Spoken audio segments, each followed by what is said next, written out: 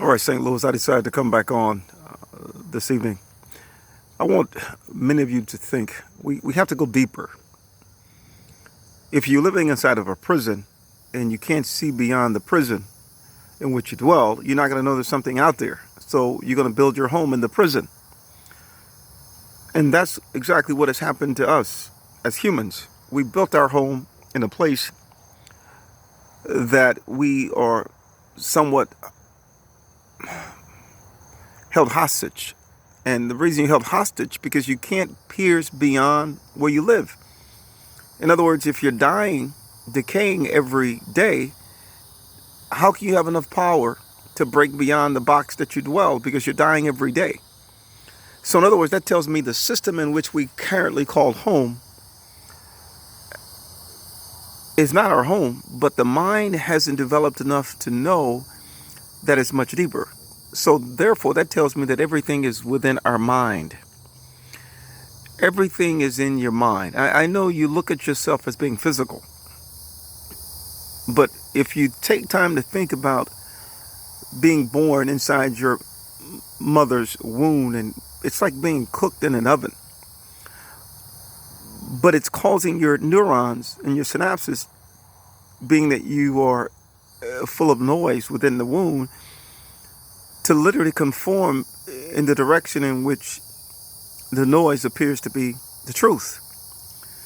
So what we must begin to understand is that apparently our life expectancy is shorter because we've not yet broken out of the noise. We haven't broken out of darkness. You were born in darkness. And as a result of being born in darkness, you can only encode the information around you in the manner in which you're encoding the information because you have not the intellect to encode it deeper because you can only go at the strength of the mind that you have. Those that came before us were the same. They formulated or gave their opinions as to what they thought and how they pictured the universe, whether or not it was involving planets, and if the planets orbited the sun, and if Neptune or Pluto was the furthest planet.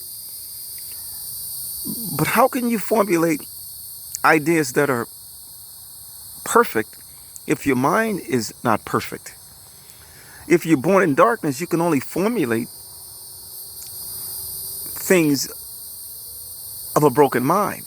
In order to be able to come up with the answer and the solution to truth, you have to first become the truth before you can make the decision. No wonder the Bible says, be ye transformed by the renewing of your mind. Seek ye first the kingdom, which is the mind.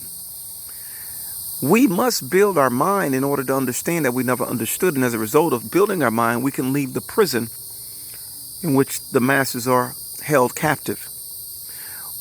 Think about it for a second. How in the world can we fight amongst other countries, 190 plus countries, and everybody's fighting for minerals and various things, and they think in the minerals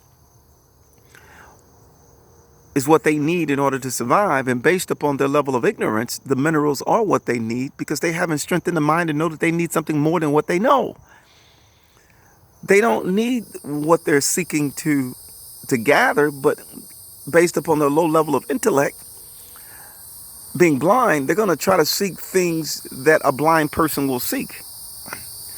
A person that's blind is not going to seek things that will keep it blind.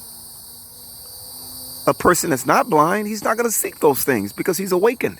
But someone that's blind can only seek things of themselves. In other words, if you're dying every day, you're thinking, no, I'm not dying every day. I lived 80 years, 90 years, 100 years. Your cells are mutating and you're actually dying and you don't even understand it. As soon as you come up, before you're even born, before your father fertilized your mother's egg, you already are you already in a negative sound because your father sperm that fertilized your mother egg was also poisoned. His mother's mother and father's father, you were born in darkness. So you can't do nothing but build things of this world. We sent our service members out to war, to fight, to defend the country. And many of us will agree that that's important. But if you really think about it, we're killing one another. We killing during World War I and World War II and Vietnam, etc. You're saying, well, they're trying to fight us. Well, why are they fighting us?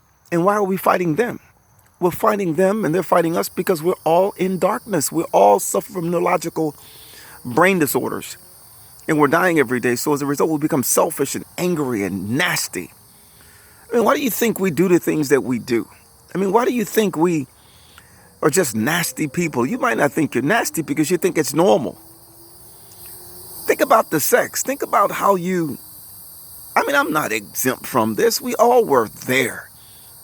We had to be neurologically damaged to be able to do and think of the things and get involved in some of those crazy things, but we thinking it's normal. Then we come up with, well, God, as long as we're married, it's okay to do.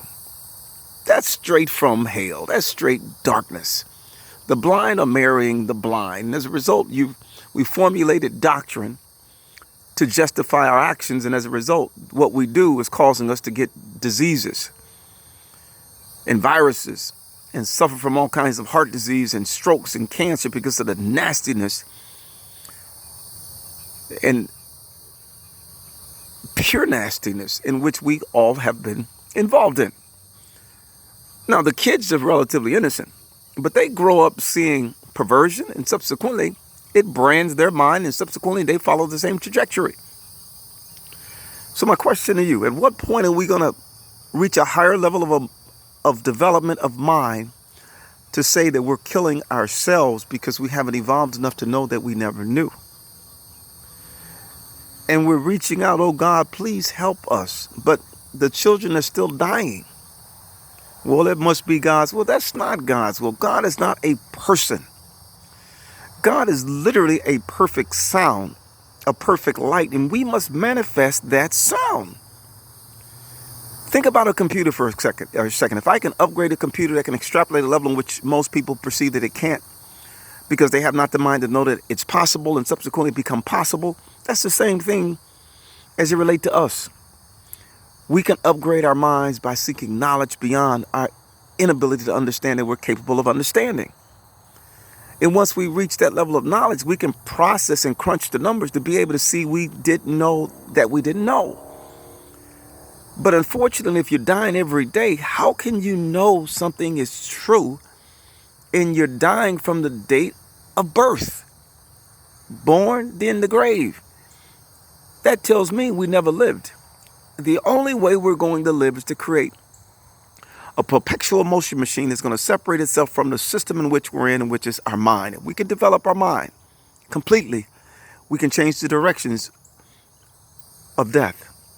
Subsequently, the cells within your body will not mutate and make bad copies of themselves. And as a result, now you have tumors and cancer because the cells are continuously making bad copies. Think about a copier machine. If you run out of ink, it's going to give you a bad copy. Before you know it, you don't have anything on it. So as a result, you're dying. Instead of running out, we have to have an overflow of ink to go back the other way. And as a result, we will be able to see things that we were incapable of seeing. We're not supposed to be fighting one another. We're not supposed to be killing our parents and killing our siblings and killing other races of people. This is pure anger and evil. And the reason that takes place is because we've never evolved. Once we evolve, you would have a different creation. Totally. You wouldn't have so many different religions. Buddhist, Hinduism, Christianity, Muslims. You wouldn't have that because we all will be one. Can you imagine a perfect sound that has no blemish, no darkness, no frequency, no friction? Not necessarily no frequency, but no friction, no heat. That sound itself will be absent of darkness. So therefore, that means that we would reverse the laws of thermodynamics because we have no friction and nor heat. So as a result, it will be cold at absolute zero, and we would in turn see the world for the first time. There wouldn't be no mental retardation. There wouldn't be no handicapped, disabled people. There wouldn't be that because in that level of sound, that imperfection cannot exist. We are so far from the truth, and we can't even see it because we're so nasty. Can't wait to back that thing up. We just, I mean, come on now. The only way you're going to get to see what I'm saying is to change the way you perceive the world and change your mind. Otherwise, you're not going to see it. Because it's not you that's trying to see it. It's your broken mind that's making the assessment. And as a result, it can only see at the level of its brokenness. So I just came on for a moment. It's relatively nice and cool out here in Florida. Not necessarily cool, but it's not hot. And, I just want to come on and say we have to do much better than we're doing. We're perishing. Nursing homes are full of people that were once vibrant like us. And subsequently, the days are being numbered. And I don't think that should be the case. Because our cells are mutating. We have to reverse the laws of thermodynamics. And as a result, we can cause the darkness to reconfigure itself and subsequently to set that person free. In other words, if you're going the wrong way, you can't do nothing but get negative energy. It's going to be negative. You're going the wrong way. You can't get them. If you got a puzzle that has 5,000 pieces, but yet the puzzle is literally thinking it's supposed to go outward, but instead of contracting in to show the big picture, it's expanding. So as a result, it's creating things that are not true, but it appears to be true because it can only see at the strength of itself. So subsequently, that becomes the truth, which is a lie.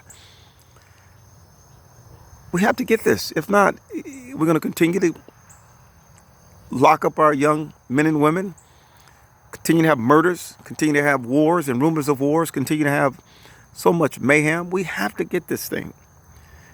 If many of you don't necessarily agree with what I'm saying, look at your grandbabies. Look how innocent they are. Just look at them. Look at your great-grandbabies. We must do something because if not, they're going to follow the same trajectory as us. And as long as we procrastinate, the time is going to tick. And they're going to continue to be misinformed. Before you know it, you're too old to do anything about it because you're now in a nursing home.